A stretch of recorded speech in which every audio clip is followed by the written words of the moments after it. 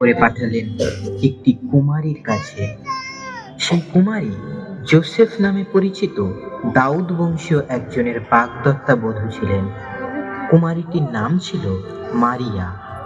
স্বর্গদূত তার কাছে এসে বললেন, পরম অনুগৃহীতা, পরম আশীষ ধন্যা তুমি, প্রভু তোমার সঙ্গেই আছেন।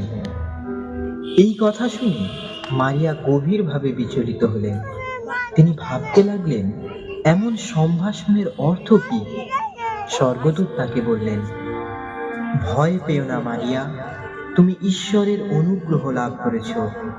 শোনো, গর্ভধারণ করে তুমি একটি পুত্রের জন্ম দেবে, তার নাম রাখবে যিশু। মারিয়া তখন দূতকে বললেন, তা কি করে হবে, আমি যে কুমারী? উত্তরে দূতটি বললেন, পবিত্র আত্মা এসে তোমার উপর অধিষ্ঠান করবেন, পরাৎপরের শক্তিতে আচ্ছাদিত হবে তুমি। তাই এই যার জন্ম হবে সেই পবিত্র জন ঈশ্বরের পুত্র বলেই পরিচিত হবেন। আর দেখো, তোমার আত্মীয়া এলিজাবেথ, সেও তার বৃদ্ধ বয়সে একটি পুত্রকে গর্ভে ধারণ করেছে। লোকে যাকে বন্ধ্যা বলে ডাকত, তারই এখন 6 মাস চলছে, কারণ ঈশ্বরের অসাধ্য কিছুই নেই। মারিয়া তখন বললেন, আমি প্রভুর দাসী, আপনি যা বলেছেন আমার তাই হোক। স্বর্গদূত তখন তার কাছ থেকে বিদায় নিলেন। সিদ্ধান্ত নিয়েছেন, এমন সময় প্রভুর এক দূত তাকে স্বপ্নে দেখা দিয়ে বললেন, দাউদ সন্তান জোসেফ, তোমার স্ত্রী মারিয়াকে ঘরে আনতে ভয় করো না, কারণ সে যে সন্তান সম্ভবা হয়েছে তা পবিত্র আত্মারই প্রভাবে। সে এক পুত্র সন্তানের জন্ম দেবে, তুমি তার নাম রাখবে যিশু, কারণ তিনি আপন জাতির মানুষকে তাদের পাপ থেকে মুক্ত করবেন। এ সমস্ত ঘটেছে বলেছিলেন, তিনি তাই করলেন। তিনি তার স্ত্রীকে ঘরে আনলেন। একদিন রোম সম্রাট অগাস্টাসের এই হুকুম জারি হলো যে সমস্ত সাম্রাজ্যে লোক গণনা করা হবে। তাই সকলে নাম লেখাবার জন্য যে যার শহরে রওনা হলো। জোসেফ ছিলেন দাউদ বংশ ও গোত্রেরই মানুষ, তাই তিনি গালিলিয়ার নাজারেত শহর থেকে গেলেন জুদেয়ার দাউদের সেই নগরীতে, যার নাম বেথলেহেম। নাম লেখাবার জন্য তিনি নববধূ মারিয়াকেও সঙ্গে করে নিয়ে গেলেন। মারিয়া তখন সন্তান সম্ভবা।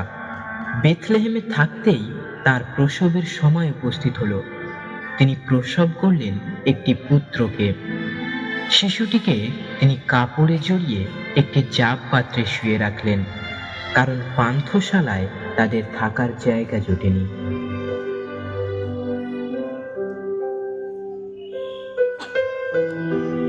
সেই অঞ্চলে একদল রাখাল ছিল, যারা মাঠে সারা রাত জেগে তাদের পালের পশুগুলিকে পাহারা দিত। সেদিন হঠাৎ প্রভুর এক দূত তাদের সামনে আবির্ভূত হলেন। প্রভুর মহিমা তখন তাদের ঘিরে উজ্জ্বল দীপ্তি ছড়াতে লাগলো। এক আশ্চর্য ভীতিতে ভরে উঠল তাদের অন্তর। কিন্তু স্বর্গদূত তাদের বললেন, ভয় পেও না, আমি এক মহা আনন্দের সংবাদ তোমাদের জানাতে এসেছি। এই আনন্দ সমস্ত জাতির মানুষের জন্যই সঞ্চিত হয়ে আছে। আজ দাউদের নগরীতে তোমাদের ত্রাণকর্তা জন্মেছেন। তিনি সেই খ্রিস্ট, স্বয়ং প্রভু। এই চিহ্নে তোমরা তাকে চিনতে পারবে। দেখতে পাবে কাপড়ে জড়ানো, জাব পাত্রে শোয়ানো এক শিশুকে।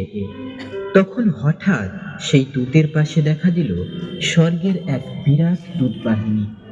তারা ঈশ্বরের বন্দনা করে বলে উঠলেন, জয় ঊর্ধ্বলোকে পরমেশ্বরের জয়, ইহলোকে নামক শান্তি তার অনুকৃত মানবের।